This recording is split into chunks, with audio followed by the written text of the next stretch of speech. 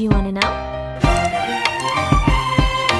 Well, I've been thinking about you, and I think I have to listen, because... Monsieur Seguin n'avait jamais eu de bonheur avec ses chèvres. Il les perdait toutes de la même façon. Un beau matin, elles cassaient leurs cordes, s'en allaient dans la montagne, et là-haut, le loup les mangeait. Ni les caresses de leur maître, ni la peur du loup, rien ne les retenait. C'étaient, paraît-il, des chèvres indépendantes, voulant à tout prix le grand air et la liberté. Le brave monsieur Seguin, qui ne comprenait rien au caractère de ces bêtes, était consterné. Il disait: Les chèvres s'ennuient chez moi. Je n'en garderai pas une. Cependant, il ne se découragea pas, et après avoir perdu 6 chèvres de la même manière, il en acheta une 7e. Seulement, cette fois, il eut soin de la prendre toute jeune, pour qu'elle s'habituât mieux à demeurer chez lui. Ah, qu'elle était jolie, la petite chèvre de monsieur Seguin! Qu'elle était jolie avec ses yeux doux, sa petite barbiche, ses sabots noirs et luisants, ses petites cornes et ses longs poils blancs. Et puis, elle était docile. Elle se laissait traire sans bouger. Un amour de petite chèvre. Monsieur Seguin mit sa nouvelle chèvre derrière sa maison, dans un clos entouré d'aubépines. Il l'attacha à un pieu au plus bel endroit du pré, en ayant soin de lui laisser beaucoup de cordes, et de temps en temps, il venait voir si elle était bien. La chèvre se trouvait très heureuse et broutait l'herbe de si bon cœur que monsieur Seguin était ravi. Enfin, Pensait le pauvre homme. en voilà une qui ne s'ennuiera pas chez moi. Monsieur Seguin se trompait. Sa chèvre s'ennuya. Un jour, elle se dit en regardant la montagne: Comme on doit être bien là-haut! Quel plaisir de gambader dans la bruyère, sans cette maudite corde qui vous écorche le cou. C'est bon pour l'âne ou le bœuf de brouter dans un clou. Les chèvres, il leur faut du large. À partir de ce moment, l'herbe du clos parut bien fade à la petite chèvre de monsieur Seguin. Puis, elle s'ennuya. Elle maigrit et son lait se fit rare. Toute la journée, elle tirait sur sa corde, la tête tournée du côté de la montagne, en faisant « Mais... » tristement. Monsieur Seguin s'apercevait bien que sa chèvre avait quelque chose, mais il ne savait pas ce que c'était. Un matin, la chèvre lui dit: « Écoutez, monsieur Seguin, je m'ennuie chez vous. Laissez-moi aller dans la montagne. » Ah mon Dieu, elle aussi!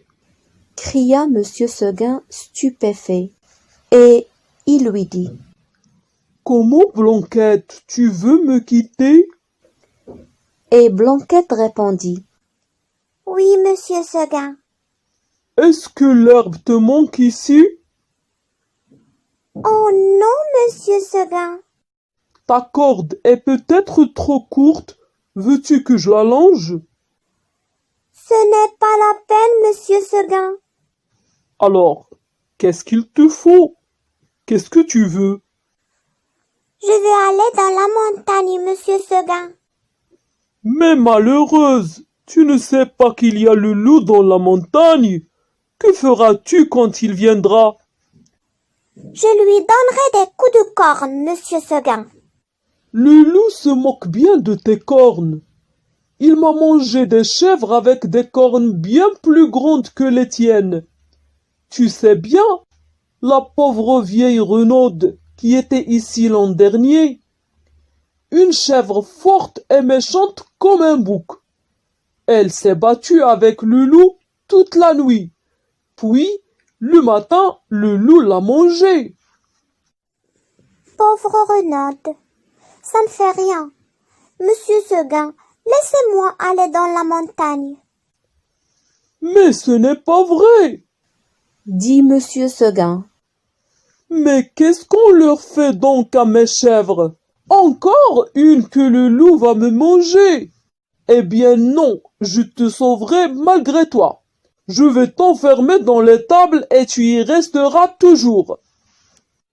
Là-dessus, Monsieur Seguin emporta la chèvre dans une étable toute noire, dont il ferma la porte à double tour.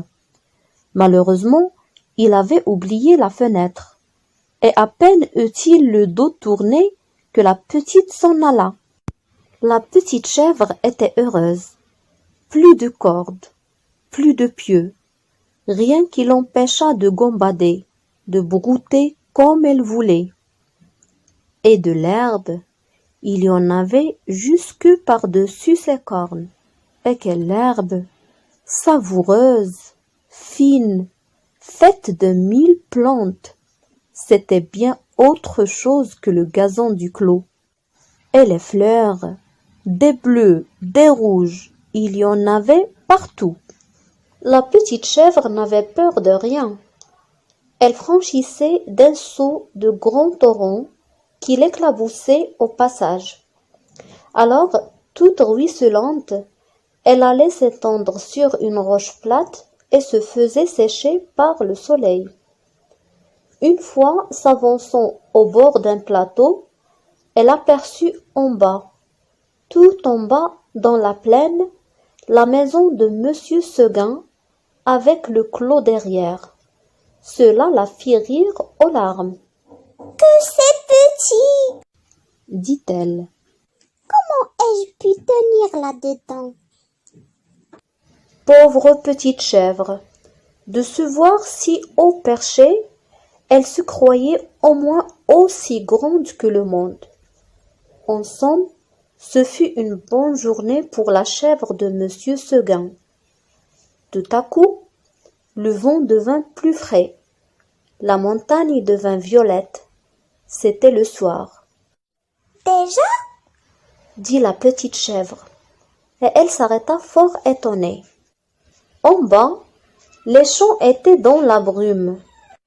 Le clos de Monsieur Seguin disparaissait dans le brouillard, et de la maisonnette on ne voyait plus que le toit, avec un peu de fumée. Elle écouta les clochettes d'un troupeau qu'on ramenait et se sentit toute triste. Elle tressaillit, puis ce fut un hurlement dans la montagne. Ouh, ouh. Elle pensa au loup. De tout le jour, la folle n'y avait pas pensé. Au même moment, une trompe sonna bien loin dans la vallée. C'était ce bon Monsieur Seguin qui tentait un dernier effort. Ouh, ouh, faisait le loup. Reviens! Reviens! Criait la trompe.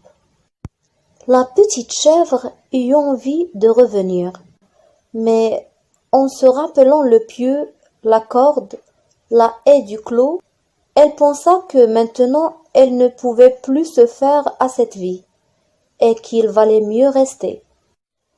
La trompe ne sonnait plus. La chèvre entendit derrière elle un bruit de feuilles. Elle se retourna et vit dans l'ombre 2 oreilles courtes, toutes droites, avec 2 yeux qui reluisaient. C'était le loup, énorme, immobile, assis sur son train de derrière. Il était là, regardant la petite chèvre blanche et la dégustant par avance. Comme il savait bien qu'il la mangerait, le loup ne se pressait pas. Seulement, quand elle se retourna, il se mit à rire méchamment. La petite chèvre de Monsieur Seguin. Et il passa sa grosse langue rouge sur ses babines. La petite chèvre se sentit perdue.